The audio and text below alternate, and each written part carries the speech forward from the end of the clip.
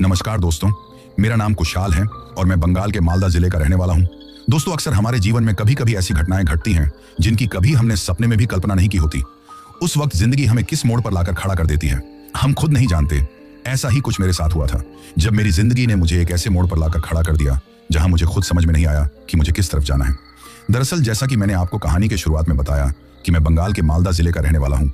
यहीं पर मेरा जन्म हुआ और यहीं पर मेरा पालन पोषण हुआ। मेरे पापा की अपनी फलों की एक छोटी सी दुकान है जिससे हमारा जैसे तैसे करके गुजारा चलता है। वैसे मैं पढ़ने लिखने में शुरू से ही अच्छा था और देखने में भी काफी अच्छा था। स्कूल की काफी लड़कियां मुझसे दोस्ती करना चाहती थी, लेकिन मुझे उनमें से एक भी लड़की पसंद नहीं आती। मुझे तो अपने लिए कोई ऐसी खास लड़की चाहिए थी जो मेरे देखने में बहुत ज्यादा सुंदर हो, स्मार्ट हो, इंटेलिजेंट हो। इसलिए मैं किसी लड़की को ज्यादा भाव नहीं देता था, बस कुछ दिन उससे दोस्ती करता और फिर उससे सारा रिश्ता भी तोड़ लेता। उस वक्त सच बताऊं तो मैंने ना जाने कितनी लड़कियों का दिल तोड़ा था। ऐसे में एक लड़की ने तो रोते हुए मुझे यह भी बोल दिया था कि तुझे मुझसे सुंदर लड़की तो मिल जाएगी, लेकिन वो खुशी कभी नहीं मिल पाएगी जो तुझे मैं दे सकती थी, क्योंकि मैंने तुमसे सच्चा प्यार किया था और एक दिन तुम्हें मेरी ये बात याद आएगी, परंतु उस दिन बहुत देर हो चुकी होगी। ये कहकर वो चली गई थी। उस वक्त मुझे उसकी बातों का कोई फर्क नहीं पड़ा था। शायद मैं भूल गया था कि किसी की बद्दुआ लेना अच्छी बात नहीं है। बस अपनी जिंदगी इसी तरह मौज मस्ती में गुजार रहा था और इसी तरह मेरी जिंदगी गुजर रही थी। अब मैं कॉलेज में आ गया। आप सब जानते हैं कि कॉलेज में आने के बाद एक लड़के या लड़की की जिंदगी कुछ अलग हो जाती है। एक तो उम्र भी ऐसी होती है, ऊपर से कॉलेज की आजादी। यही सब कुछ मेरे साथ हो रहा था। पहले दिन ही कॉलेज में मेरे अच्छे व्यवहार के कारण मेरे काफी सारे दोस्त बन गए। यहाँ तक कि कॉलेज में सभी लड़कियां मुझसे दोस्ती करने के लिए बेताब हो गई थी, लेकिन मुझे तो कुछ अलग की तलाश थी और मुझे लग रहा था कि शायद कॉलेज में मुझे वो लड़की मिल जाएगी।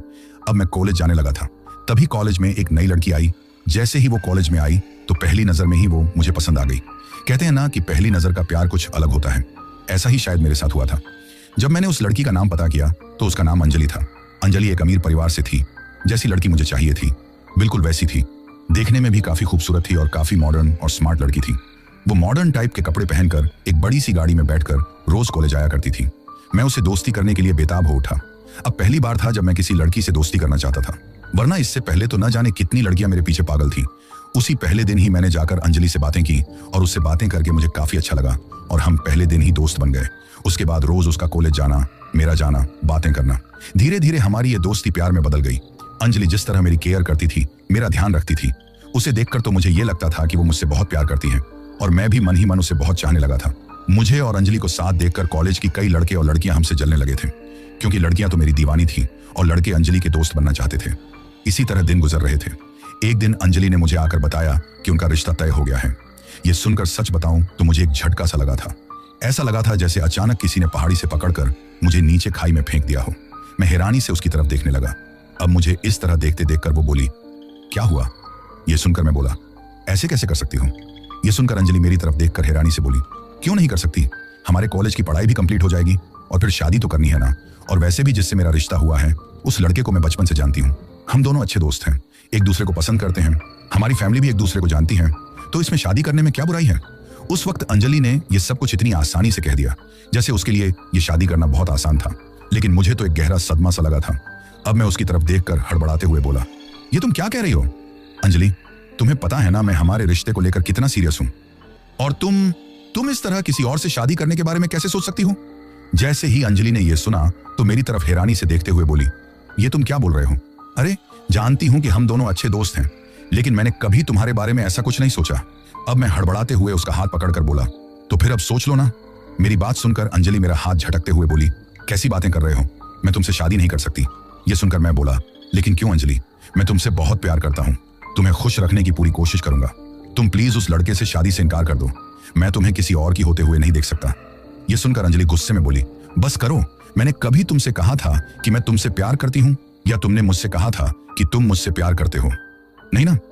हमारी दोस्ती सिर्फ एक दोस्ती थी और कुछ नहीं। और हाँ, आज के बाद मुझे इस बारे में कोई बात मत करना। यह कहकर अंजलि गुस्से में वहां से चली गई। अंजलि का इस तरह जाना और उसकी बातें सुनाना मुझे बहुत तकलीफ दे रहा था। वैसे गलती मेरी भी थी। इन 3 सालों में शायद मैं अंजलि की दोस्ती को अपना प्यार समझ बैठा था, जबकि वो तो मुझे सिर्फ एक दोस्त मानती थी। उसके बाद मैंने अंजलि से बात करने की बहुत कोशिश की, लेकिन वो मुझसे बात करना ही नहीं चाहती थी। लेकिन मैं अंजलि के बिना नहीं रह सकता था। मुझे किसी भी कीमत पर अंजलि चाहिए थी। उस वक्त मुझे महसूस हो रहा था कि किसी का दिल तोड़ना आसान होता है, लेकिन उस पर क्या गुजरती है ये उसे ही पता चलता है जो इस तकलीफ से गुजरता है। अब मैंने जैसे तैसे अपनी कॉलेज की पढ़ाई पूरी की और घर पर आ गया। अब पापा ने मुझे किसी जॉब की तलाश करने के लिए कहा, लेकिन मेरा दिल और दिमाग तो अंजलि पर अटका हुआ था। मुझे किसी भी हालत में सिर्फ अंजलि चाहिए थी। मैंने उसे कई बार कॉल किए और मैसेज किया, लेकिन उसने कोई जवाब नहीं दिया। यहां तक कि मैं उससे मिलने की कोशिश की तो पहले तो उसने मिलने से इनकार कर दिया। और एक दिन जब वो मुझसे मिलने आई तो मैं बोला, प्लीज अंजलि, ऐसा मत करो, मैं तुमसे बहुत प्यार करता हूँ। ये सुनकर अंजलि मेरी तरफ देखकर बोली, तुम्हारा दिमाग खराब है क्या, जो तुम मुझ में अपने ख्वाब देखने लगे हो? अरे अपना स्टेटस और मेरा स्टेटस देखा है तुमने? मैच करता है नहीं ना? जितने तुम्हारे पापा महीने में कमाते हैं उतना मेरे घर की सर्वेंट की एक दिन की सैलरी है। सुना तुमने? और ये बड़ी बड़ी बातें करना कि मैं तुम्हें खुश रखूंगा, ये करूंगा, ये फिल्मी डायलॉग किसी और को देना। वैसे भी अगर मैं किसी और लड़के को पसंद ना करती तो फिर भी मैं तुमसे कभी प्यार ना करती, क्योंकि प्यार भी स्टेटस देखकर बराबर के हैसियत वालों में किया जाता है। तुम्हारे जैसे सड़क छाप लड़कों से प्यार नहीं किया जाता, इसलिए आज के बाद मेरा पीछा करने की कोशिश मत करना। सुना तुमने? ये कहकर वो गुस्से में वहां से चली गई। उस वक्त अंजलि की कही बातें सीधे मेरे दिल को लगी थी, जिसकी वजह से मुझे बहुत तकलीफ हुई थी। मेरा दिल टूट गया था। मैं कभी उम्मीद भी नहीं कर सकता था कि अंजलि मुझसे इस तरह बातें कर सकती हैं। आज मुझे समझ में आ गया कि लड़कियों को सिर्फ रुपए पैसे से मतलब है। ऐसे में मैं घर आ गया। उस दिन मैं बहुत रोया और अगले दिन ही ये सोचकर कि मैं अंजलि को दिखाऊंगा कि मैं कुछ भी कर सकता हूँ, नौकरी की तलाश में गया। लेकिन जिस तरह की मेरी डिग्री थी उसे देखकर मुझे 20,000 से ज्यादा की जॉब नहीं मिल रही थी, जिसकी वजह से मैं बहुत ज्यादा परेशान हो गया। अंजलि की याद हर रात हर पल मुझे तड़पाती थी। मैं अंजलि को भुला नहीं पा रहा था। किसी भी कीमत पर मुझे अंजलि चाहिए थी। वही घर वालों का दबाव था कि मैं कोई जॉब तलाश करूं, और ऐसे में मैंने एक फैक्ट्री में प्राइवेट जॉब तलाश की, जहां पर मेरी सैलरी 25,000 महीना थी। मैंने अपने आप को काम में उलझाने की कोशिश की, लेकिन अंजलि को नहीं भुला पा रहा था। मुझे इस तरह परेशान देखकर फिर मेरे घर वालों ने मुझसे काफी पूछा, लेकिन मैंने कोई जवाब नहीं दिया। कैसे बताता उन्हें कि हमारे स्टेटस की वजह से उसने मुझे ठुकरा दिया है? वही मेरे घर वालों ने बिना मुझसे पूछे ही मेरा रिश्ता तय करने के बारे में सोच लिया। मेरे पापा के एक जिगरी दोस्त थे, उनकी बेटी थी सिया। उनके साथ मेरे पापा मेरा रिश्ता तय करना चाहते थे। वैसे सिया को मैं बचपन से ही जानता था। साधारण नैन नक्श की सिंपल सी लड़की थी। जब मुझे पता चला कि मेरे घर वाले उसके साथ मेरा रिश्ता तय करने वाले हैं तो मुझे बहुत गुस्सा आने लगा, क्योंकि कहां तो मेरे पीछे एक से बढ़कर एक लड़कियों की लाइन थी, तो क्या मैं उस साधारण रंग रूप वाली लड़की से शादी करूंगा? ये बात मैं कभी बर्दाश्त नहीं कर सकता था। सिया से तो मैं पहले ही बात करना पसंद नहीं करता था, अब शादी करने के बारे में कैसे सोच सकता हूं? मुझे तो अंजलि चाहिए थी। सच बताऊं तो शायद मैं उसकी खूबसूरती का दीवाना था, लेकिन मेरे घर वाले सिया से मेरा रिश्ता तय करने के लिए मुझ पर दबाव बना रहे थे। तो ऐसे में मैंने एक दिन इनकार कर दिया तो मेरे पापा बहुत गुस्सा हो गए और उन्होंने मुझे साफ कह दिया कि अगर मेरी शादी होगी तो सिया से होगी, वरना वो मुझसे कोई रिश्ता नहीं रखेंगे। इन सब बातों की वजह से और अंजलि द्वारा दिए गए धोखे की वजह से मैं काफी परेशान हो गया और धीरे धीरे डिप्रेशन में रहने लगा था। कभी कभी मन करता कि सुसाइड कर लूं, तो कभी मन करता कि यहां से बहुत दूर चला जाऊं। अब मैं इतना ज्यादा परेशान हो गया था कि एक दिन अपनी मौसी के बेटे से बात कर रहा था और सारी बातें उन्हें मैंने बताई। वो मुझसे 2 साल बड़े थे और मेरे एक दोस्त की तरह थे, मेरी हर प्रॉब्लम को समझते थे। ऐसे में उन्होंने मुझे कुछ दिन अपने यहाँ आ जाने के लिए कहा। वैसे वो गांव में रहते थे। अब मुझे लगने लगा कि मैं यहाँ पर रहूंगा ना तो शायद घुट घुट कर मर जाऊंगा, इसलिए कुछ दिनों के लिए वहां चला जाऊं। शायद घर वालों का गुस्सा भी शांत हो जाए और उनके दिलों दिमाग से उस सिया से मेरा रिश्ता करने की, मेरी शादी करने की जो भी बातें हैं वो दिमाग से निकल जाए, या फिर जैसे ही उनका गुस्सा शांत हो तो वे लोग मेरी भी बात समझ सकें। ये सोचकर मैंने उस वक्त मेरे घर वालों से इस बारे में बातें की। मैं अपनी मौसी के यहाँ जाना चाहता हूँ, तो मेरे पापा गुस्से में यही बोले कि दुनिया के किसी भी कोने में चले जाओ, शादी तो तुम्हें हमारी पसंद की लड़की से ही करनी पड़ेगी। अब ये सुनकर मैं कुछ नहीं बोला और मेरा मौसेरा भाई, जिसका नाम नवीन था, उसने भी मेरे घर वालों से इस बारे में बोल दिया था कि मैं कुछ दिन के लिए वहां चला आऊं। तो मेरे घर वालों ने मुझे भेज दिया और अगले ही दिन मैं वहां से जाने के लिए रवाना हो गया। सच बताऊं तो घर से निकलते ही और वहां पहुंचकर ऐसा लगा जैसे कुछ तकलीफें पीछे छोड़ आया हूं। अब वापस अपने घर जाने का मन ही नहीं कर रहा था। मेरे भाई के यहाँ पहुंचकर मुझे बहुत अच्छा लग रहा था। मेरी मौसी और सब घर वाले मुझे देखकर बहुत खुश हो गए थे। मैंने अपने भाई को बता दिया कि मुझे ये शादी नहीं करनी, तो वो मुझसे यही बोले कि कुछ फैसले हमारे बड़े हमारी खुशी के लिए लेते हैं, और जो लड़की तुम्हें छोड़कर चली गई उसकी खूबसूरती को क्या देखना, और जो लड़की तुम्हारी इतनी इज्जत करती है उसके बारे में सोचो।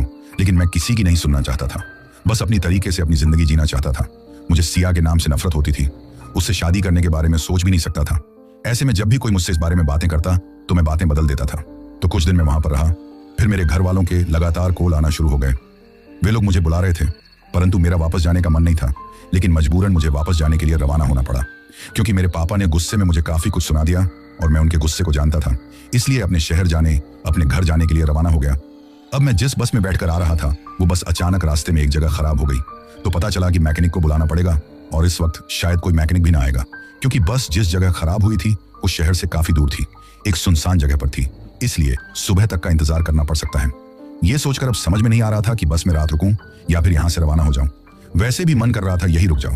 तभी ड्राइवर और कंडक्टर ने कहा कि पता नहीं बस कब जाकर ठीक होगी, और ठीक हो भी जाएगी तो हम लोग आगे न जा पाएंगे। यह सुनकर अब मैं भी बस में से उतर गया, क्योंकि अब रुकने का तो कोई फायदा नहीं था। वैसे भी उस वक्त बस में जो सवारियां थीं वो अधिकतर आसपास के गांवों की थीं, तो बस में से उतरकर खेतों में होकर अपने गांव की तरफ चली गई। लेकिन मेरी तरफ जाने वाला कोई नहीं था, क्योंकि वैसे भी मैं थोड़ी गलत बस में बैठा था। मुझे कोई बस नहीं मिली थी, और जिस बस में मैं बैठा था वो मेरे ही शहर के साइड में होकर जाने वाली थी। ऐसे में मैंने सोचा कि वहां पर उतर जाऊंगा तो वहां से सिर्फ 4 किलोमीटर दूर है मेरा शहर, तो किसी दोस्त को कॉल कर दूंगा, मुझे लेने आ जाएगा, या फिर पापा को कॉल करके उन्हें ही बुला लूंगा, तो उनके साथ मैं चला जाऊंगा। ये सोचकर मैं उस बस में बैठकर आ गया था, क्योंकि पापा के गुस्से के सामने अब एक दिन भी मौसी के यहाँ नहीं रुक सकता था। लेकिन बस तो वहां पहुंचने से पहले ही खराब हो गई थी, तो अब मैं उस बस में से उतर गया। शाम का वक्त हो रहा था। ऐसे में कहाँ जाऊं, कुछ समझ में नहीं आ रहा था। अपने फोन से कॉल करके पापा को सारी बात बताना चाहता था, लेकिन मेरी किस्मत ही खराब थी कि मेरे फोन की बैटरी भी खत्म हो गई थी। चारों तरफ खेत ही खेत थे, बिल्कुल सुनसान जगह थी। कुछ समझ में नहीं आ रहा था कि अब कहाँ जाऊं। कोई साधन भी आता हुआ दिखाई नहीं दे रहा था। पूरी सड़क सुनसान नजर आ रही थी। ऐसा लग रहा था जैसे मैं जिस बस में बैठकर आया था वही बस इस सड़क से होकर अकेली गुजरती है। ना कोई मोटरसाइकिल, गाड़ी, बस कुछ भी दिखाई नहीं दे रहा था। मेरा शहर भी अभी काफी दूर था, मतलब 30 किलोमीटर दूर, तो पैदल चलकर तो जा नहीं सकता था और रात वहां गुजार नहीं सकता था। अब मैं सोचने लगा कि अभी तो शाम हुई है, कोई ना कोई साधन तो आएगा। मैं उसमें लिफ्ट लेकर चला जाऊंगा, या फिर आगे जाने पर कोई गांव या कोई भी ऐसा ठिकाना मिल जाए जहां पर अपने फोन को चार्ज करके पापा को सारी बात बता दूं और कहीं रात भी रुक जाऊं। घर वालों को भी टेंशन ना होगी। ऐसे में मैं पैदल ही चल दिया। अभी मैं थोड़ा आगे बढ़ा ही था कि तभी मेरी नजर सामने की तरफ गई, तो मैं थोड़ा हैरान रह गया, क्योंकि मैंने देखा कि एक लड़की जो शादी के जोड़े में खड़ी हुई थी, पुलिया से नीचे जो नदी थी उसमें कूदकर अपनी जान देने की कोशिश कर रही थी। ये देखकर मैं परेशान हो गया और जल्दी से मैंने भागकर उसका हाथ पकड़कर एक तरफ खींच लिया। वो अपना हाथ छुड़ाकर उसे नदी में कूदकर अपनी जान देना चाहती थी, इसलिए अपना हाथ छुड़ाने की कोशिश कर रही थी और रोती जा रही थी। तो ये देखकर मैं उसकी तरफ देखकर बोला, पागल हो क्या जो इस तरह अपनी जान देने पर तुली हुई हो? तुम्हें होश भी है कि क्या कर रही हो? अब ये सुनकर वो लड़की जोर जोर से रोने लगी। अब उसके चेहरे की तरफ मेरी नजर गई तो मैं तो जैसे दिल हार बैठा, जैसे पहली नजर में ही प्यार हो गया था, क्योंकि वो बहुत ज्यादा खूबसूरत थी। और वैसे भी खूबसूरती का तो मैं दीवाना था। अब तक तो मुझे लगता था कि अंजलि से खूबसूरत लड़की कोई हो ही नहीं सकती, लेकिन मेरा यह भ्रम उस लड़की को देखकर पल भर में टूट गया था, क्योंकि अब मेरी आंखों के सामने जो लड़की खड़ी थी वो बहुत ज्यादा खूबसूरत थी, और पता नहीं क्या जादू था उसमें कि मैं बस उसकी तरफ देखते ही जा रहा था। तभी वो लड़की मेरी तरफ देखने लगी और घबराते हुए बोली, आप कौन हैं? ये सुनकर मैं अपने ख्यालों से बाहर आया और बोला, यहां से गुजर रहा था अपने घर जाने के लिए, बस खराब हो गई। वो तो मैं वक्त पर आ गया, वरना ये क्या कर रही थी? तुम अपनी जान देने के बारे में सोच रही थी? तो वो घबराते हुए रोने लगी और बोली, क्या करूं, ऐसी जिंदगी से तो मर जाना ही अच्छा है। ये सुनकर मैं बोला, क्यों, ऐसा क्या हुआ है तुम्हारे साथ में जो तुम मर जाना चाहती हो? प्रॉब्लम तो हर किसी की जिंदगी में आती है, और वैसे भी तुम्हें देखकर तो लग रहा है कि अपनी शादी में से भाग कर आई हो तुम। ये सुनकर वो लड़की रोते हुए बोली, कहना आसान होता है, लेकिन ऐसी जिंदगी जीना आसान नहीं होता जहां शादी के नाम पर सौदा किया जाता हो। वहां पर कैसी जिंदगी और कैसी खुशी। ये कहते हुए रो रही थी। अब मैंने बड़ी मुश्किल से उसे चुप करवाया, और जब उससे पूछा कि आखिर हुआ क्या है, तो उसने बताया कि उसका नाम निशा है, पास के ही गांव की रहने वाली है। वैसे उसके मम्मी पापा, दादा दादी सबकी मौत हो चुकी है, और उसके बुआ फूफा उसे अपने साथ रखते हैं, लेकिन वे लोग बहुत ज्यादा लालची हैं। उसकी जमीन जायदाद भी उन्होंने अपने नाम करवा ली है। अब एक उम्र दराज, एक अंधड़ उम्र के आदमी से जबरदस्ती उसकी शादी करवाना चाहते हैं, क्योंकि वो आदमी शादी के नाम पर मुझे खरीद रहा था। मेरे बुआ फूफा को पैसों का लालच दिया है, इसलिए वे लोग जबरदस्ती मेरी शादी करवा रहे थे। लेकिन मैं जैसे तैसे बचकर उस शादी से मैं वहां से भाग आई हूं। लेकिन पता है वे लोग इतनी जल्दी ही पीछा नहीं छोड़ेंगे, उसे ढूंढते हुए यहां तक भी आ जाएंगे और फिर अपने साथ ले जाएंगे। इससे अच्छा तो ये है कि मैं मर जाऊं। ये कहते हुए वो रोने लगी। अब उसकी बात सुनकर तकलीफ तो मुझे हुई, क्योंकि मुझे पता था कि अपनी नापसंद के किसी इंसान से शादी करना तो दूर की बात, उसके बारे में सोचना भी तकलीफ देता है। तो मैं बोला, मरना हर किसी बात का सॉल्यूशन नहीं होता। तो वो बोली, कहां जाऊंगी मैं अकेली, कहां जाऊंगी? वैसे भी आप जानते हैं ना, जमाना कितना खराब है, और मेरा तो अब कोई ठिकाना भी नहीं है। ये कहते हुए चुप हो गई। कुछ देर बाद वो फिर मेरी तरफ देखते हुए बोली, आप शादी करोगे मुझसे? आपने मेरी जान बचाई है, तो क्या मेरी जिंदगी बचाने के लिए मुझे अपनाओगे हमेशा के लिए? क्योंकि अकेले ना मैं जी सकती हूँ, ना रह सकती हूँ। ये सुनकर, उसका अचानक ये सवाल सुनकर मैं खुद भी हैरान रह गया और हड़बड़ा गया। तभी वो लड़की बोली, नहीं कर सकते ना, तो मुझे मर जाने दीजिए। अब मैं हड़बड़ाते हुए बोला, हाँ, मैं शादी करूंगा तुमसे।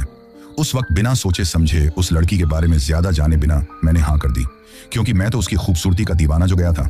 पहली नजर में ही एक तरह से उससे प्यार कर बैठा था। अब मेरा जवाब सुनकर उसके चेहरे पर मुस्कान आ गई और वो मेरे गले लग गई। उस वक्त सच बताऊं ना, जैसे ही वो मेरे गले लगी ना, तो मुझे अजीब सी बेचैनी सी और अपने शरीर में थोड़ी तकलीफ महसूस हुई। साथ में ऐसा लगा जैसे बहुत ज्यादा मुझे सर्दी लग रही हो, लेकिन मैंने इस बात को नजरअंदाज कर दिया। तभी मुस्कुराते हुए उसने मेरी तरफ देखा, फिर उसने अपना हाथ मेरी तरफ बढ़ाया तो मैंने उसका हाथ थाम लिया। जैसे ही हाथ पकड़ा मुझे कुछ अजीब सा लगा। मुझे ऐसा लगा जैसे मेरे आसपास में कोई ठंडी हवा चल रही हो। अब मैं उस लड़की की तरफ देखते हुए मुस्कुराते हुए बोला, वैसे भी मैं अपने गांव जाने वाला था, लेकिन मुझे नहीं लगता कि अब तुम्हें लेकर मुझे जाना चाहिए, क्योंकि अभी मेरे घर वाले तुम्हें कभी नहीं अपनाएंगे। मेरी शादी जबरदस्ती एक ऐसी लड़की से करना चाहते हैं जिसे मैं बिल्कुल पसंद नहीं करता। ये कहते हुए मैंने भी उसको अपने बारे में बताने लगा। तभी वो लड़की मुझसे बोली, ना मेरे बुआ फूफा आपको अपनाएंगे, ना आपके घर वाले मुझे, और वैसे भी मेरे घर वाले तो मुझे ढूंढ रहे होंगे। इससे पहले कि वे लोग यहाँ पर आ जाएं, क्यों ना हम यहाँ से कुछ दूरी पर जंगल के पास में एक खंडहर है जहाँ कोई आता जाता नहीं है, वहां पर चले। ये सुनकर मैं बोला, हाँ, रात वहां रुक जाते हैं और सुबह होने के बाद सोचेंगे कि अब क्या करना है। ये कहते हुए मैं उससे साथ वहां पर चल दिया था। उस वक्त मुझे उसके सिवाय कोई दिखाई नहीं दे रहा था। मैं तो बस उसकी तरफ देखते ही जा रहा था। अब रात का अंधेरा चारों तरफ हो चुका था, तो अंधेरे में मुझे तो कुछ भी दिखाई नहीं दे रहा था, लेकिन निशा वो इस तरह आगे बढ़ रही थी जैसे उसे किसी चीज का डर नहीं था।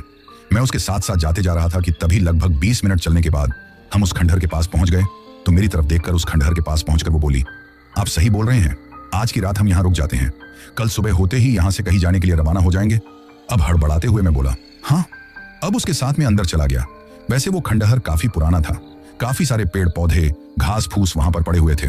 हम लोगों ने थोड़ी सी जगह हमारे लिए सोने के लिए साफ की। वैसे मुझे ऐसा भी लग रहा था जैसे निशा के साथ मुझे कोई बदबू महसूस हो रही है। वो काफी खूबसूरत थी, लेकिन उसके अंदर से जैसे कोई बदबू मुझे आ रही थी, परंतु मैंने इस बात को नजरअंदाज कर दिया, ज्यादा इस बात पर ध्यान नहीं दिया। उस वक्त उसकी खूबसूरती को देखकर तो मैं उसका दीवाना ही हो गया। देर न करते हुए मैंने एक फिल्मी स्टाइल में पास में रखे हुए एक नुकीले पत्थर से अपने अंगूठे में खून निकाला।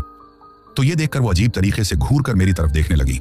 तभी मैंने उसकी मांग भरकर कहा कि ये लो शादी हो गई और कल सुबह जाकर किसी मंदिर में शादी कर लेंगे, फिर घर पर जाएंगे। ये सुनकर उसके चेहरे पर मुस्कान आ गई और वो मेरे गले लग गई। अब तो मैं अपने होश खो बैठा और धीरे धीरे उसकी खूबसूरती में खोता ही गया। वो भी मेरे करीब आने की कोशिश करती गई और कुछ ही देर में हमारे बीच की सारी दूरियां मिट गई थी। देर रात हमें नींद आ गई और मैं उसकी ही बाहों में सो गया। सुबह सूरज की तेज किरणें मेरे चेहरे पर पड़ी। तब हड़बड़ाते हुए मेरी नींद खुली तो मैंने देखा कि निशा वहां पर नहीं थी। उसे न देखकर मैं हैरान रह गया। फिर सोचा कि शायद यही होगी। ये सोचकर बाहर उसे आवाज लगाते हुए आया, परंतु वो कहीं दिखाई नहीं दी। अब ये देखकर तो मैं घबरा गया, उसे इधर उधर ढूंढने लगा, लेकिन वो कहीं नजर नहीं आई। तो निशा ये कहते हुए उसे आवाज लगाने लगा। जंगल के आसपास उसे ढूंढने लगा, लेकिन उसका कुछ पता न चला।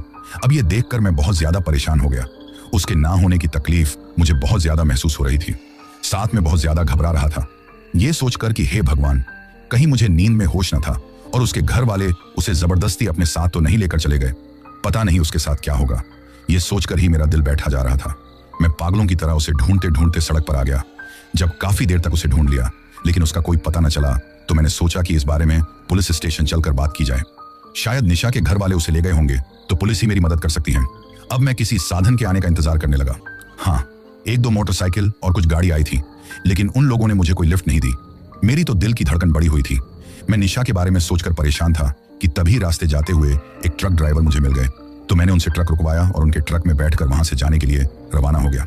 वैसे मैंने सोचा कि पुलिस स्टेशन पहुंचकर इस बारे में शिकायत करूंगा, लेकिन तभी मेरी नजर ट्रक में वहीं सामने रखे हुए एक अखबार पर पड़ी जिस पर निशा की तस्वीर थी। निशा की तस्वीर देखकर एक पल के लिए तो मैं हैरान रह गया, लेकिन फिर मैंने जैसे ही अखबार लेने के लिए हाथ बढ़ाया तो ट्रक वाले भैया बोले, अरे भैया जी, 10 दिन पुराना अखबार है, क्या करोगे पढ़कर? ये सुनकर मैं हैरान रह गया और फिर अपने आप से बोल, 10 दिन पुराना अखबार, उस पर निशा की तस्वीर। ये कहते हुए मैंने वो अखबार उठाया तो मैंने देखा ट्रक ड्राइवर वाले भैया मेरी तरफ देख रहे थे। तो मैं हड़बड़ाते हुए बोला, ऐसे ही थोड़ा पढ़ लूंगा तो टाइम पास हो जाएगा। ये कहते हुए मैं निशा की तस्वीर को देखने लगा, परंतु उस वक्त निशा की तस्वीर के नीचे जो कुछ मैंने पढ़ा उसे देखकर मेरे होश उड़ गए, क्योंकि उस न्यूज़पेपर में निशा की फोटो के नीचे लिखा हुआ था कि आज से 10 दिन पहले ही निशा ने नदी में कूदकर अपनी जान दे दी थी और वहीं पर उसकी लाश भी मिली थी। अब हड़बड़ाते हुए मैं अपने आप से बोला, 10 दिन पहले निशा की लाश, ये कैसे हो सकता है? ये सोचकर ही मैं घबराने लग गया था। मुझे इस तरह घबराए हुए देखकर वो ट्रक ड्राइवर बोला, क्या हुआ भाई, इस तरह क्यों घबरा रहे हो? अब तो मेरे अंदर इतनी हिम्मत भी नहीं थी कि मैं उस ट्रक ड्राइवर को कुछ बता सकूं। अब मुझे रात की सारी बातें याद आने लगी। इसका मतलब निशा मेरे साथ में नहीं थी, उसकी आत्मा थी। नहीं नहीं, ऐसा कैसे हो सकता है? वैसे जरूर ये कोई गलती न्यूज है, लेकिन इसमें निशा की फोटो के साथ वही सब कुछ लिखा हुआ है जो निशा ने मुझे बताया है। अब तो मैं कुछ समझ ही नहीं पा रहा था। मेरा सिर जैसे चकराने लग गया था। क्या सच है, क्या हकीकत है? कल देखा था वो सच था या कोई छलावा, या अब जो पढ़ रहा हूं वो सच है? कुछ नहीं समझ पा रहा था। तभी मुझे इस तरह परेशान देखकर और उस अखबार को पकड़े देखकर, निशा की फोटो देखते हुए देखकर वो ट्रक ड्राइवर मेरी तरफ देखने लगा और बोला, क्या हुआ भैया जी, आप तो बहुत ज्यादा परेशान हो गए। वैसे इस लड़की को जानते हो क्या आप, जो इसके बारे में पढ़कर ही इतने ज्यादा परेशान दिखाई दे रहे हो? अब मैं कुछ बोलता उससे पहले ही मुझे ऐसा लगा जैसे एक बहुत ठंडी हवा का झोंका मुझे छूकर निकल गया हो। अब वो ट्रक वाले भैया फिर से मुझसे इस बारे में पूछने लगे तो हिम्मत करके मैं बोला, मुझे लगता है कि ये लड़की मरी नहीं है, जिंदा है। जरूर न्यूज़पेपर वालों ने गलत खबर दे दी है। तो ये सुनकर ट्रक ड्राइवर बोला, अरे नहीं भाई, सही खबर है, ये लड़की मर चुकी है। अभी 10 दिन पहले यहाँ से गुजरा था ना, तो उसकी ही लाश गांव के कुछ लोग नदी में से निकाल रहे थे। उस वक्त मैंने खुद उसकी लाश अपनी आंखों से देखी है। बेचारी के बुआ फूफा जबरदस्ती शादी करवाना चाहते थे, तो उस शादी से बचने के लिए अपनी जान दे दी। कितनी खूबसूरत लड़की थी और किस तरह उसकी जान गई है। मैं तो न्यूज़पेपर पढ़ता भी नहीं हूँ, लेकिन किसी ढाबे पर चाय पीने के लिए रुका था, तो ये न्यूज़पेपर उसकी मौत, उसकी लाश मिलने के अगले दिन ही मुझे दिखाई दिया, तो मैंने खरीद लिया। और सारी खबर इस न्यूज़पेपर से ही मुझे पता चली थी कि आखिर हुआ क्या था। गांव के लोगों से तो थोड़ी बहुत बातें ही पता चली थी, और ऐसे में पढ़कर यहाँ रख दिया। वैसे आप जानते हो क्या इस लड़की को? वो मेरी तरफ देखकर बोला। अब घबराते हुए ना तो कुछ बोल पा रहा था और ना मैं कुछ समझ पा रहा था कि क्या करूं। ऐसा कैसे हो सकता है? अब मुझे परेशान देखकर ट्रक वाले भैया बोले, भैया जी क्या हुआ, कुछ तो बताओ, आपके तो होश उड़ गए। अब हिम्मत करके हड़बड़ाते हुए मैंने सारी बात उन्हें बताई, तो वो मेरी तरफ हैरानी से देखने लगा और बोला, भैया जी कहीं कल शाम को आप नशे में तो नहीं थे जो ऐसी बातें कर रहे हो? अब मैं हड़बड़ाते हुए बोला, नहीं यार, मैं सच बोल रहा हूं, मैं किसी नशे में नहीं था, मेरी बात पर यकीन करो। तो अब वो कुछ सोचते हुए मेरी तरफ देखकर बोला, आप कैसी बातें कर रहे हो? ऐसा भी हो सकता है? भला क्या? अरे ये लड़की 10 दिन पहले ही मर चुकी है, तो आपको कल रात को कैसे मिलेगी? जब मैंने फिर से उन्हें अपने साथ बुआ के घर से चलने से लेकर जो जो हुआ था एक एक सारी बात बताई, तो ट्रक वाले भैया को भी जैसे मेरी बात पर थोड़ा यकीन हो गया। वो बोले, भाई मुझे तो ऐसा लगता है कि उसकी आत्मा तुम्हारे पीछे पड़ गई है, और कहते हैं कि एक बार अगर ऐसी कोई आत्मा पीछे पड़ जाए ना तो इतनी जल्दी भी नहीं छोड़ती है। या तो उस व्यक्ति को हमेशा के लिए अपने साथ ले जाती है, या फिर उसकी जिंदगी में किसी को आने नहीं देती। और वो लड़की जो मरी थी ना, वैसे भी शादी से भागकर उसने अपनी जान दी थी, तो एक दुल्हन की आत्मा है। तुम्हारे ऊपर उसका दिल आया था, तो मुझे नहीं लगता कि वो तुम्हारा पीछा छोड़ेगी। ये देखकर अब तो मैं कुछ समझ ही नहीं पा रहा था। फिर वो ट्रक ड्राइवर बोले, ऐसा करो, जल्दी से अपने घर जाओ और इस बारे में किसी पंडित से, तांत्रिक से बात करो। जितनी जल्दी हो सके कुछ ना कुछ सोचो, वरना कुछ भी हो सकता है। ये सुनकर मैं हड़बड़ाते हुए इतना ही बोला, हाँ। अब उस ट्रक ड्राइवर ने मुझे मेरे घर से कुछ ही दूरी पर उतार दिया। अब मैं पैदल चलने लगा, क्योंकि अब मेरा घर सिर्फ 2 किलोमीटर दूर था। तभी मेरा एक दोस्त मुझे मिल गया और मैं उसके साथ उसकी गाड़ी पर बैठ गया। वो मुझे अपने घर छोड़कर चला गया। उसने भी मुझसे बातें करने की कोशिश की, लेकिन घबराते हुए मैं कुछ बोल ही नहीं पाया। तो ये देखकर उसने समझा कि शायद मैं अंजलि की वजह से परेशान हूं, क्योंकि उसे अंजलि के बारे में पता था, इसलिए ज्यादा कुछ नहीं कहा। अब जैसे ही मैं घर पर पहुंचा तो घर वालों ने मुझ पर चिल्लाना, अपना गुस्सा निकालना शुरू कर दिया कि आखिर मैं कहां था। मेरा फोन भी स्विच ऑफ आ रहा था। वे लोग कितनी ज्यादा परेशान हो गए थे। ऐसे में काफी बातें मुझे सुनाने लगे। मुझे पता था कि उन्हें मेरी चिंता है, इसलिए वे मुझे इतनी सारी बातें सुना रहे हैं, लेकिन मैं तो घबराते हुए कुछ बोल ही नहीं पा रहा था। आखिर क्या बोलता मैं? मेरे पास तो कुछ शब्द नहीं थे। अगर मैं उन्हें सारी सच्चाई बताता तो उन्हें यह लगता कि यह मेरी कोई मनगढ़ंत कहानी है। कोई मेरी बात पर यकीन नहीं करता, इसीलिए मैंने किसी से कुछ कहना ठीक नहीं समझा। मैं अपने कमरे में चला गया था। तभी मेरी माँ मेरे लिए खाना लेकर आई। मुझे समझाने लगी कि मैं सिया से शादी कर लूं, परंतु मैं कुछ नहीं बोला। बस थोड़ी देर बाद हिम्मत करके ये कहा कि मैं बहुत थक गया हूं। अब मेरी माँ बोली, ठीक है बेटा, लेकिन कल कहाँ थे तुम? तो मैं कुछ सोचते हुए बोला कि कल बस खराब हो गई थी, तो ऐसे में एक दोस्त के यहाँ रुक गया था, आज आया हूं। ये कहते हुए कमरे में सोने के लिए लेट गया। मैं बीती हुई बातों को ही सोच जा रहा था। तभी मुझे नींद आ गई, और जब मैं सो रहा था तो मुझे सपने में वही खंडहर, निशा, सब कुछ दिखाई देने लगा, जिसकी वजह से नींद में भी मुझे घबराहट होने लगी थी। लेकिन चाहते हुए भी मैं अपनी आंखें नहीं खोल पा रहा था, तो मुझे अपने कानों में रोने की आवाज सुनाई देने लगी। ये आवाज पल भर में ही मैं पहचान गया। ये निशा के रोने की आवाज थी। धीरे धीरे वो आवाज काफी ज्यादा भयानक हो गई, जिसकी वजह से मुझे घबराहट होने लगी। हड़बड़ाते हुए मैंने अपनी आंखें खोली, लेकिन कुछ भी नहीं था। मैं घबराते हुए चारों तरफ देखने लगा। ना तो आवाज सुनाई दे रही थी, ना कोई दिखाई दे रहा था, परंतु मेरे दिल की धड़कन बढ़ी हुई थी। अब मैं अपने आप से ही बोला, कोई ना, डरावना सपना था। ये सोचते हुए मैंने पानी पिया और फिर से सोने की कोशिश की, लेकिन नींद नहीं आ रही थी। वैसे मुझे बहुत ज्यादा थकान हो रही थी।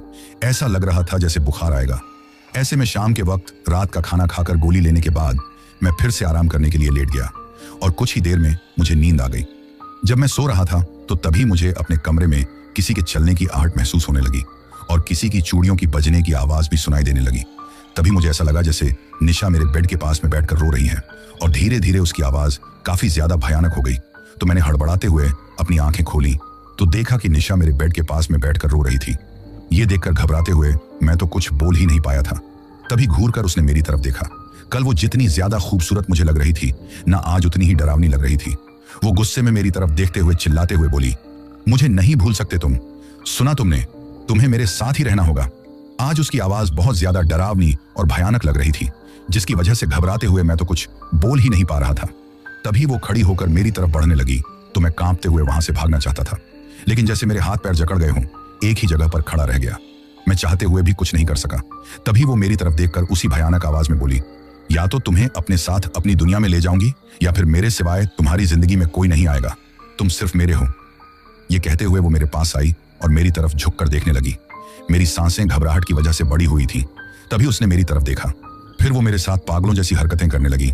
मैं अपने आप को छुड़ाने की कोशिश कर रहा था लेकिन छुड़ा नहीं पा रहा था और फिर उसने मेरे साथ मारपीट की।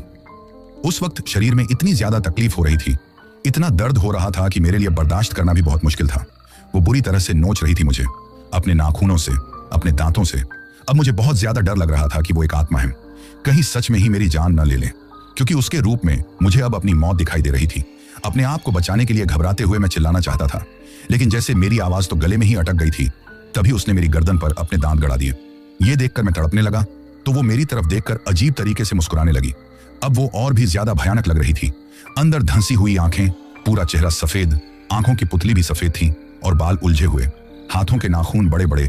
उसका इतना भयानक रूप देखकर मैं बहुत ज्यादा डर गया था और ऐसे में उस वक्त घबराहट की वजह से मैं बेहोश हो गया। सुबह मुझे होश आया तो मैं अपने कमरे में पड़ा हुआ था। अब जैसे ही मेरी आंखें खुली तो घबराते हुए मैं चारों तरफ देखने लगा, परंतु निशा अब मुझे कहीं दिखाई नहीं दे रही थी। लेकिन रात की बात याद आते ही मैं थर थर कांपने लगा था। दिन के उजाले में अब बड़ी मुश्किल से मुझे थोड़ी हिम्मत मिल रही थी कि शायद वो दिन में मेरे पास तो नहीं आएगी। मैं भागते हुए जल्दी से उस कमरे से निकल जाना चाहता था, लेकिन इतनी ज्यादा थकान हो रही थी कि उठ भी नहीं पा रहा था। तो कुछ देर ऐसे ही पड़ा रहा। तभी मेरे कमरे का दरवाजा खटखटाने की आवाज आने लगी। तो अपनी माँ की आवाज सुनकर बड़ी मुश्किल से हिम्मत करके मैं बोला, अभी आ रहा हूं माँ। तो मेरी माँ वहां से चली गई। अब बड़ी मुश्किल से मैंने अपने कपड़े पहने और कमरे से बाहर चलकर आया तो लड़खड़ाते हुए गिरने को ही था कि मेरी माँ ने मुझे संभाला और कुर्सी पर बैठाया। मैं बहुत ज्यादा डर रहा था तो वो बोली, क्या हुआ बेटा, तुम इतना ज्यादा क्यों डर रहे हो, कोई बात है क्या? लेकिन घबराहट की वजह से मैं कुछ बोल ही नहीं पा रहा था। आखिर क्या बताता अपनी माँ को, कुछ समझ नहीं पा रहा था। मेरी हालत देखकर मेरी माँ बहुत ज्यादा परेशान हो गई और वो बार बार पूछने लगी। मेरे पापा भी आ गए तो घबराते हुए मैंने उन्हें सारी बात बता दी। मेरी बात सुनकर मेरी माँ तो घबराने लग गई थी, लेकिन मेरे पापा गुस्से में बोले, कुछ नहीं है, ऐसा कुछ नहीं हुआ है, सब इसकी मन की बनाई हुई बातें हैं। शादी के नाम से भागना चाहता है ना, लेकिन शादी तो तुझे सिया से ही करनी होगी, सुना तुमने? अब मैं अपने घर वालों को कैसे बताऊं कि मैं सच बोल रहा हूं?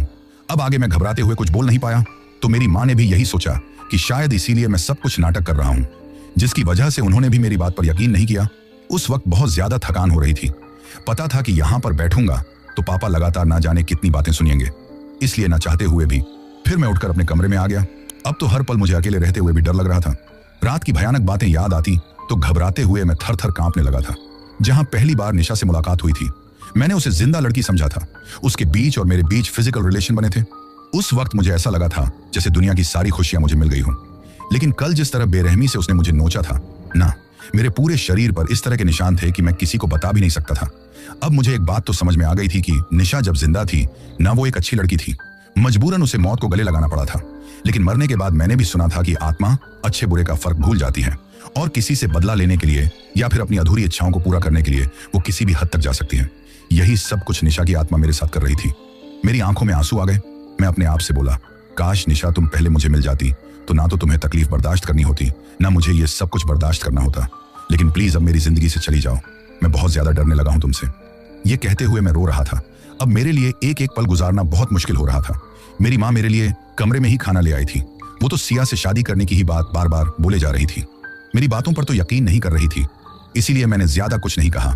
अब घबराहट की वजह से ठीक से खाना भी नहीं खा पा रहा था। धीरे धीरे इसी तरह दिन गुजर गया। जैसे ही रात का अंधेरा होने लगा तो मुझे बहुत ज्यादा डर लगने लगा कि कल जो कुछ मेरे साथ हुआ था वही अब होगा। ऐसे में बड़ी मुश्किल से मैं थोड़ा बहुत खाना खाया था।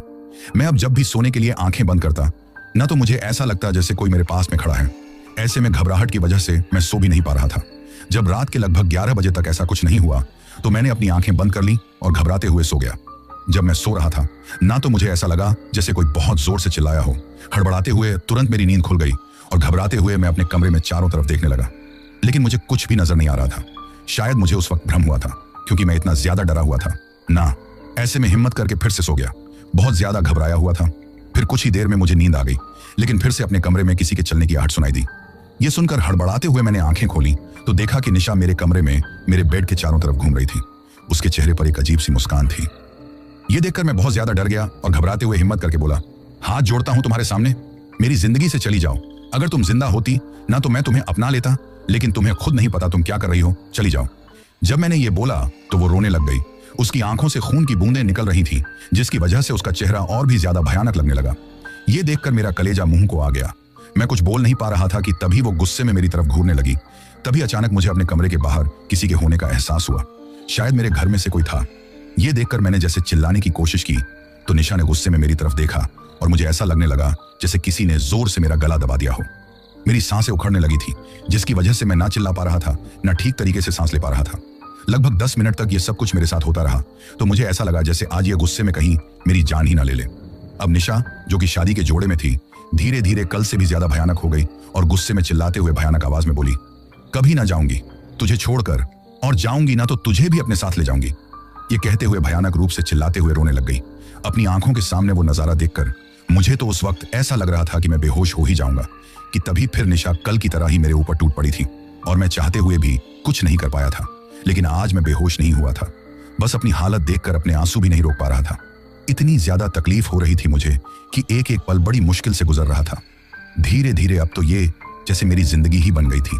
सारा दिन मैं गुमसुम उदास सा रहने लगा, किसी से बातें नहीं करता। जब भी घर वाले कुछ कहते तो मैं अपने कमरे में आकर बैठ जाता और अपनी जो प्राइवेट जॉब थी वो भी अब छूट गई थी। रात के वक्त निशा की आत्मा फिर आ जाती थी और वही सब करती जो रोजाना करती थी। मेरे लिए तो मेरी जिंदगी अब एक बोझ की तरह लगने लगी थी। क्या करूं, कुछ समझ में नहीं आ रहा था। मेरी हालत धीरे धीरे खराब होने लगी थी। आंखों के नीचे काले गड्ढे पड़ गए थे। शरीर भी हड्डियों का ढांचा लगने लगा था और थकान तो इतनी ज्यादा होती कि ऐसा लगता था जैसे कोई मेरा खून चूस रहा हो। बहुत ज्यादा कमजोर हो गया था। लगातार बिगड़ती हुई मेरी ऐसी हालत देखकर मेरे घर वालों को भी अब मेरी चिंता होने लगी थी कि जो मैं कह रहा था शायद सच ही कह रहा था। वैसे सिया भी मुझसे मिलने के लिए आई थी। मेरी हालत देखकर बहुत ज्यादा परेशान हो गई थी। मुझसे बात करने की कोशिश की, लेकिन मैं उससे कुछ नहीं बोला तो बेचारी थक हार कर वापस लौट गई थी। अधिकतर मैं अपने कमरे में ही बंद रहता था। अब तो जैसे एक एक पल अपनी मौत का ही इंतजार करता था। पहले तो घर वालों को लगा कि डॉक्टर की प्रॉब्लम है तो मुझे डॉक्टर के यहाँ लेकर गए, लेकिन मैं डॉक्टर के यहाँ भी किसी से कुछ नहीं कहा। तो अब मेरे पापा ने मुझसे इस बारे में बातें की तो घबराहट की वजह से मैं कुछ बोल ही नहीं पा रहा था। जब उन्होंने भरोसा दिलाया कि वो मेरे साथ हैं और प्यार से बातें की तो मैंने सारी बातें उन्हें बता दी। मेरी बात सुनकर उनके तो होश उड़ गए थे कि मेरे साथ इतना सब कुछ हो रहा था। अब मेरे पापा ने ही मेरी मम्मी को इस बारे में बताया तो वो बहुत ज्यादा घबरा गई और रोने लग गई थी। वे लोग अब ऐसी जिंदगी मुझे और जीने नहीं देना चाहते थे। कहीं इससे पहले मेरे साथ कुछ गलत हो जाए, वो आत्मा मुझे मारकर अपने साथ ले जाए, इससे पहले कुछ करना होगा। ये सोचकर वे लोग बहुत परेशान थे। ऐसे में वे लोग मुझे लेकर एक पंडित जी के पास गए। वैसे जिस पंडित जी के पास पापा मुझे ले गए थे, पापा बोल रहे थे कि उन्हें इस बारे में नॉलेज है। वहां जाकर पापा ने मेरी हालत के बारे में और जो कुछ पहले मैंने उन्हें कहा था अब सारी बातें पंडित जी को बताई। तो उनकी बातें सुनकर पंडित जी ने कुछ सोचा, लेकिन फिर उन्होंने मुझसे ही पूछा कि मेरे साथ क्या हो रहा है। तो घबराते हुए पहले तो मैं कुछ बोल नहीं पाया, लेकिन फिर हिम्मत करके सारी बातें बता दी। मेरी बात सुनकर पंडित जी ने कुछ सोचा और फिर मेरी तरफ देखकर मुझे कुछ बातें समझाई। अब हम लोग वापस आ गए थे। मेरे पापा बोले, मुझे माफ कर दो बेटा, मैं समझा तुम सिर्फ नाटक कर रहे हो, लेकिन मुझे इस बात का एहसास भी नहीं था कि तुम्हारे साथ इतना सब कुछ हो रहा है। परंतु बेटा, हम तुम्हारे साथ हैं, अब कुछ भी गलत नहीं होगा। ये कहते हुए अपनी गलती की माफी मांगने के साथ मेरे मम्मी पापा अब मुझे हिम्मत भी दे रहे थे। अपने घर वालों का साथ देखकर सच बताऊं तो मुझे थोड़ी हिम्मत भी मिल रही थी। वैसे अब मेरे घर वाले मुझे दिन में एक पल के लिए अकेला नहीं छोड़ रहे थे। वे लोग तो रात के वक्त भी मेरे साथ ही सोना चाहते थे, लेकिन मैं नहीं चाहता था कि वे लोग मेरे पास में सोए, क्योंकि वो आत्मा आकर मेरे साथ वही सब करें और मेरे घर वालों को कहीं कोई तकलीफ पहुंचा दे। क्योंकि मैं जानता था अगर उसे जरा सा भी शक हुआ तो वो मेरे घर वालों की जान ले लेगी। ऐसे में मैंने अपने पापा को अपने साथ सोने से मना कर दिया। मैं बोला, मैं अकेला कमरे में सो जाऊंगा। तो मेरे घर वाले घबराने लगे, लेकिन मैंने उन्हें भरोसा दिलाया कि पंडित जी ने जो कुछ कहा है वही सब मैं हिम्मत करके करूंगा। आप लोग परेशान मत होइए। तो वे लोग मान गए और आखिरकार मैं अपने कमरे में ही सो गया। रात को निशा की आत्मा फिर आई। आज निशा की आत्मा बहुत ज्यादा गुस्से में थी। शायद उसे ये पता चल गया था कि हम लोग पंडित जी के यहाँ गए हैं तो वो गुस्से में भयानक आवाज में चिल्लाते हुए बोली, मुझसे छुटकारा पाना चाहते हो ना, लेकिन कुछ नहीं कर पाओगे, कुछ नहीं। ये कहते हुए गुस्से में चिल्ला रही थी तो अब मुझे थोड़ी घबराहट भी होने लगी, लेकिन मैं कुछ नहीं बोला तो निशा वही सब कुछ मेरे साथ करने लगी। तो अब हिम्मत करके मैंने अपनी तकिए के नीचे जो रुद्राक्ष की माला रखी हुई थी वो उसके गले में पहना दी। जैसे ही मैंने उसे पहनाया वो दर्द से तड़पने लगी, चिल्लाने लगी और मुझसे अलग हो गई। ऐसा लग रहा था उसका पूरा शरीर जैसे आग में जल रहा हो। घबराते हुए चिल्लाते हुए भयानक आवाज में मेरी तरफ देखकर बोली, तुमने धोखा दिया है मुझे, धोखा। सच बताऊं तो उस वक्त उसकी तकलीफ देखकर मुझे भी बहुत तकलीफ हो रही थी। मेरी आंखों में आंसू आ गए थे। कहीं ना कहीं मैं भी उसको चाहने लग गया था। मैं बस भगवान से अब उसकी आत्मा की शांति के लिए प्रार्थना कर रहा था, क्योंकि मुझे पता था कि जितनी तकलीफ मुझे मिल रही थी ना उससे ज्यादा तकलीफ में तो वो थी। अपनी जिंदगी में उसने कभी कोई खुशी ना पाई और मरने के बाद भी उसे शांति ना मिली। तड़पते हुए इस तरह भटक रही थी तो इससे बड़ी तकलीफ की बात और क्या हो सकती है। वही निशा की चिल्लाने की भयानक आवाज चारों तरफ गूंज रही थी, जिससे मेरे कमरे का दरवाजा खटखटाने की आवाज आ रही थी। शायद मेरे घर वालों को भी आज उसकी आवाज सुनाई दे रही थी, लेकिन मैं घबराते हुए ना गेट खोल पा रहा था ना कुछ कर पा रहा था, बस निशा की तरफ ही देख रहा था। कुछ देर तक वो दर्द में तड़पती रही, चिल्लाती रही, लेकिन फिर वो काले धुएं में बदलकर वहां से चली गई। अब रुद्राक्ष की माला फर्श पर पड़ी हुई थी। वैसे उस रुद्राक्ष की माला की वजह से शायद निशा की आत्मा को शांति मिल गई थी, क्योंकि पंडित जी ने यही तो हमसे बोला था। अब मैंने वो माला उठाई और उसे अपने सिर से लगाकर मन ही मन भगवान भोलेनाथ को ध्यान करते हुए उन्हें धन्यवाद देने लगा। लेकिन अब भी बहुत ज्यादा डर लग रहा था। जो कुछ हुआ था ना वो दिलो दिमाग में इस कदर घूम रहा था जैसे अब भी वही सब कुछ हो रहा हो। बड़ी मुश्किल से हिम्मत करके मैं अपने आप से बोला, अब कुछ नहीं होगा। अब मेरा ध्यान दरवाजे की तरफ गया जो मेरे घर वाले लगातार खटखटाते जा रहे थे। अब मैंने दरवाजा खोला तो देखा मेरे पापा बहुत ज्यादा डरे हुए थे और मम्मी रो रही थी, लेकिन मुझे देखकर उन्हें थोड़ी तसल्ली हुई।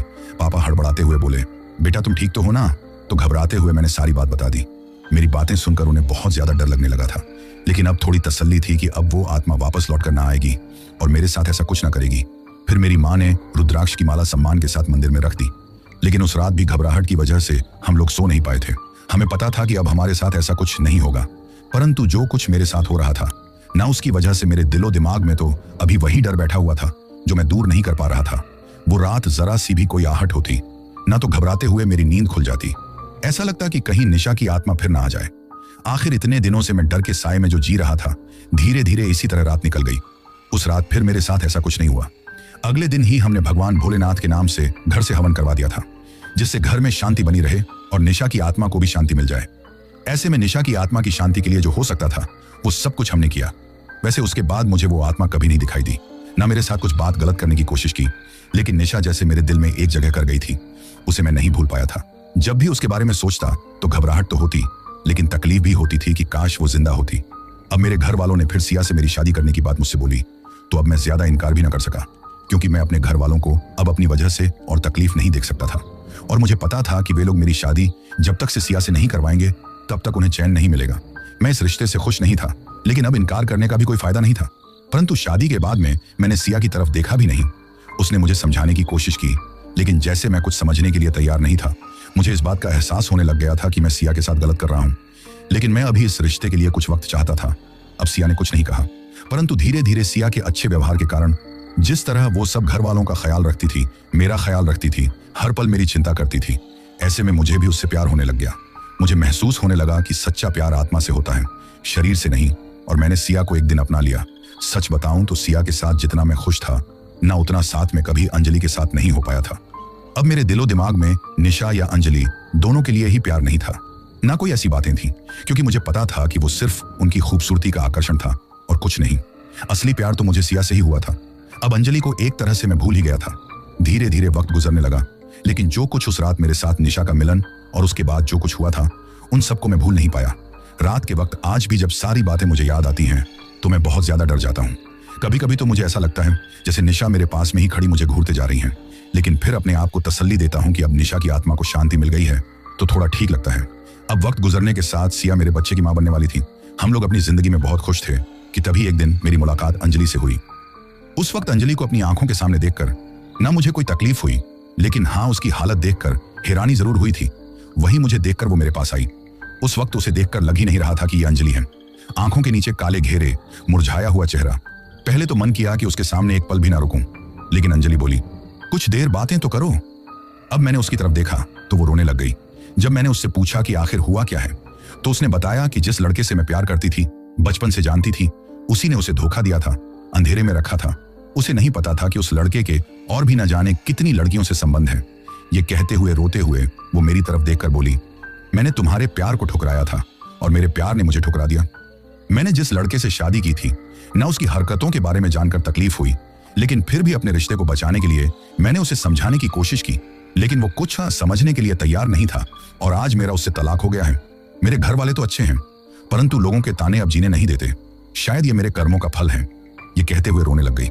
उसकी तकलीफ देखकर मुझे भी तकलीफ हुई, क्योंकि मेरे दिल में अब उसके लिए कुछ नहीं था, लेकिन इंसानियत के नाते मुझे ये लग रहा था कि उसके साथ कुछ ठीक नहीं हुआ। तभी वो मेरी तरफ देखकर बोली, क्या कुशाल, तुम मुझे फिर से अपनाना चाहोगे? मुझे अपनी गलती का एहसास है, तुम जैसा बोलोगे मैं तुम्हारे साथ रह लूंगी। तो ये सुनकर मैं उसकी तरफ देखकर बोला, तुम्हारा स्टेटस और मेरा स्टेटस बहुत अलग है। तुम्हारे नौकरों की सैलरी भी हमारे साल भर के खर्चे से भी ज्यादा है, तो हमारा कोई मेल नहीं है। ये सुनकर उसकी नजरें शर्म से झुक गईं। वो कुछ बोलती उससे पहले ही मैं बोला, और हाँ, वैसे भी मेरी शादी हो गई है उस लड़की से जो मुझे प्यार करती थी। देर से ही सही, आखिर मुझे एहसास तो हुआ कि सच्चा प्यार क्या होता है। ये कहकर मैं वहां से चला आया और अंजलि मेरी तरफ देखते हुए कुछ ना बोल पाई। वैसे मेरे साथ जो कुछ हुआ था न, वो घटना मैंने आप लोगों को इसलिए बताई है कि उसके बाद मेरे जीने का नजरिया ही बदल गया। एक बात मैं आप सबसे भी कहना चाहता हूं कि हम सफर के रूप में हमेशा उसे चुनो जो आपसे प्यार करता हो, ना कि उसे जिसे आप प्यार करते हो। वक्त लगेगा, लेकिन जो आपसे प्यार करता है ना, उसके साथ रहकर जिंदगी स्वर्ग से भी सुंदर हो जाएगी। और रही बात खूबसूरती की, तो खूबसूरती चंद दिनों की आकर्षक होती है और सच्चा दिल जिंदगी को खुशियों से भर देता है। तो दोस्तों, ये थी हमारी आज की कहानी।